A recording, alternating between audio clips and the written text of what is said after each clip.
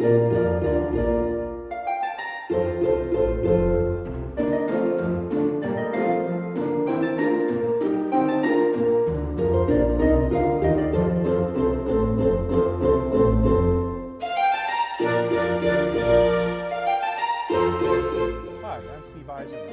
show. We're here today with Regina Pacitti, who is a Justice of the Peace. Hi, Regina. Nice to be here. When a couple decides to get married, what is the process that they go through? What do they have to do? In addition to contacting me to see about my availability and fees, they need to decide what kind of a ceremony they want. Do they want a complex ceremony with readings and rituals, or do they want a sweet, short exchange of vows? They need a location for the ceremony, which can be a mansion for which they pay $5,000 for the night and invite many, many friends, or they can actually come to my home and be married in my home, just the two of them. When you are a Justice of the Peace, you do not require witnesses for the ceremony. Only religious ceremonies require witnesses. So they can simply be married with me, and that's all that's necessary for the witness part of it. They do need to get a license from City Hall. They have to apply together for the license and provide some sort of identification. Once they make the application process, they have to wait 3 days to retrieve the license from City Hall, and they have to present the license to me in order to be married. I cannot marry a couple if they do not have a license and present it to me.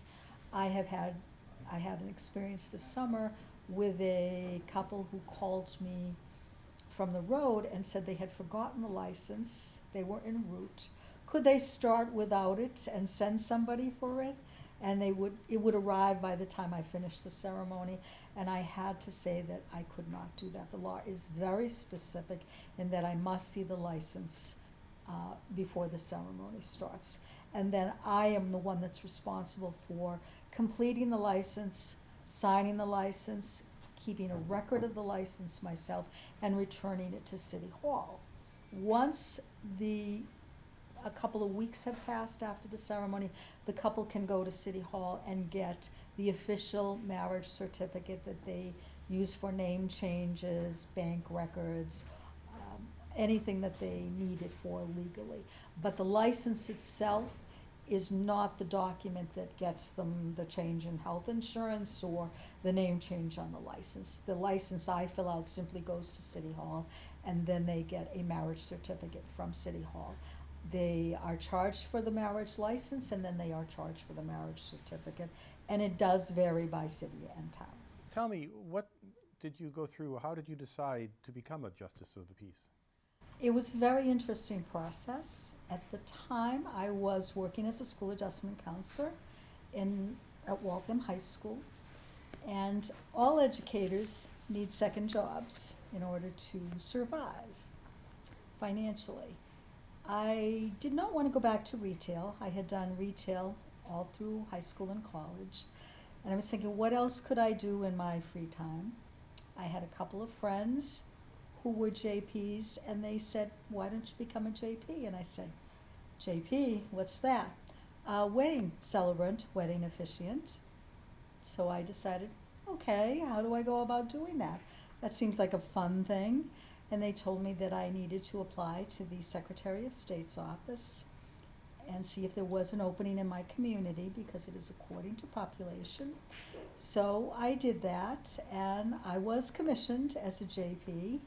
I had to wait several months. I guess they check out your background and make sure that you are a person of good character.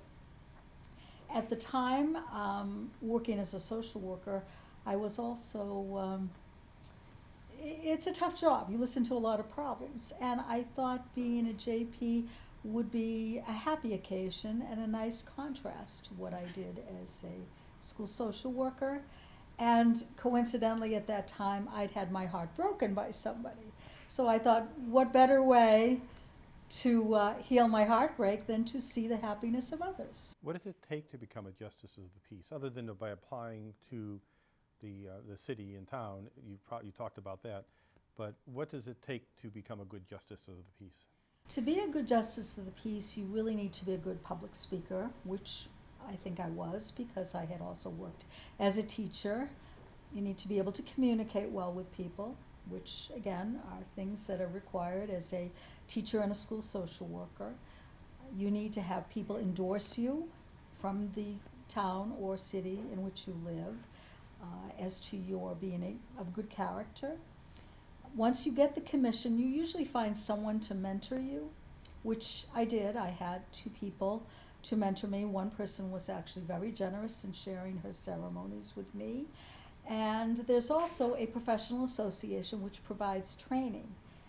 And I attended some of their meetings, watched them do sample ceremonies.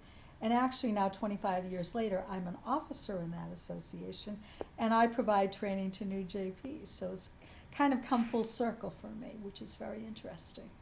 Is there any special education or training that you would go through to go from being a layperson to being a justice of the peace?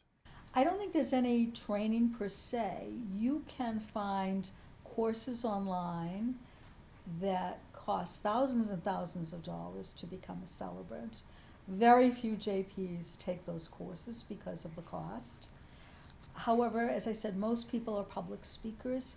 You will find a lot of teachers, a lot of lawyers, I think because it's a legal contract that you are witnessing between a couple. You will find a lot of lawyers in the field too. So I think people sort of get into it by virtue of where they are professionally in their careers.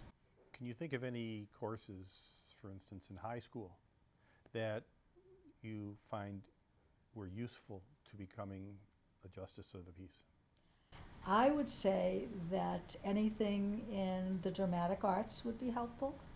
I actually was an English drama major at college, and when I was in high school I was very involved in the school theater and very involved in productions.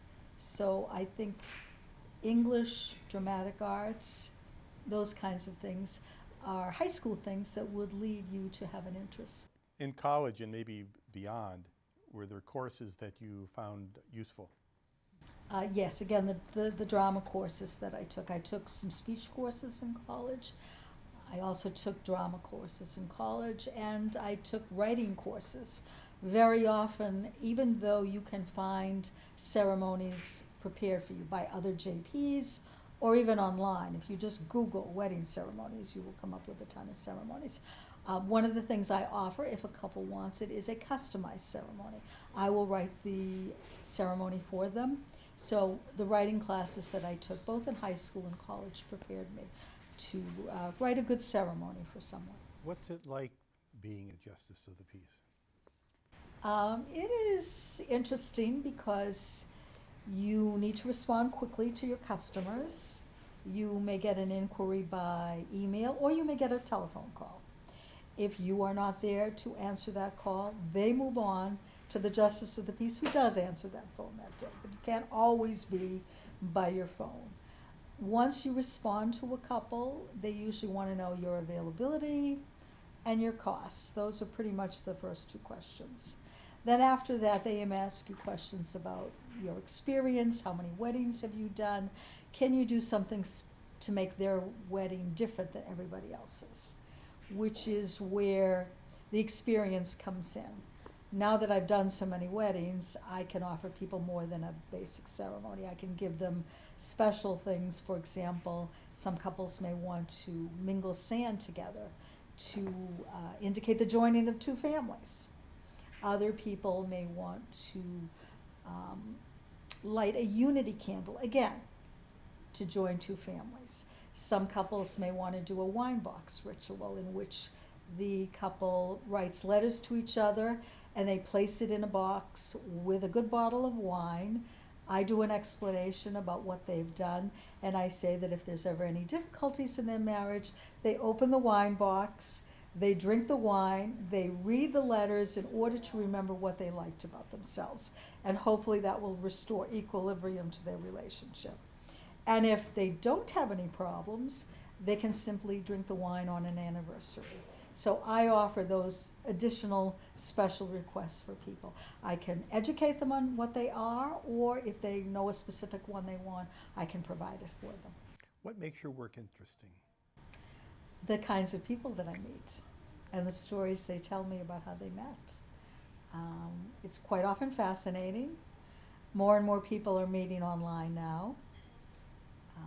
The stories about how long they've been together and what makes them decide all of a sudden, after having been together for so many years, to get married. And quite often they're very practical reasons, like insurance coverage, or they're getting older and they're concerned about if one gets sick, is the other one going to be allowed to make decisions for them. So the histories of the couples are very interesting, as well as their stories. I really enjoy that, and the kinds of people I meet are not people as a retired person that I would meet anymore. People from all different countries, from all different backgrounds. It brings a depth to my life that I ordinarily wouldn't have. Why might someone want to become a justice of the peace? Because it's a happy occasion. For the most part, I have had couples who stay together a long time, have warm memories of the day, have warm memories of me, and they often contact me when other relatives are going to be married. So there can be a little bit of a family feel to it, especially if you're doing it for friends and for family members. And also you have a lot of control as to how busy or how not busy you want to be. If you are going to be traveling and you don't want to book a wedding, you just tell people that you're not available. So it's the self-employment aspect that's also a very good thing. Unlike working for a company where you have to show up at a certain time and a certain day. You control your destiny, so to speak. What type of skills would you need to be a justice of the peace? You know, some people need accounting fees as skills if they want to run their business and run it profitably and keep records of what they spend and what they take in. More and more, I'm thinking of it as a hobby for me than a business. So sometimes business skills are very helpful for it, in addition to the writing skills, the speaking skills. So kind of a combination of all of those areas would be best. Regina, thank you so much for being here with us today. It was my pleasure to enlighten people on what a JP does.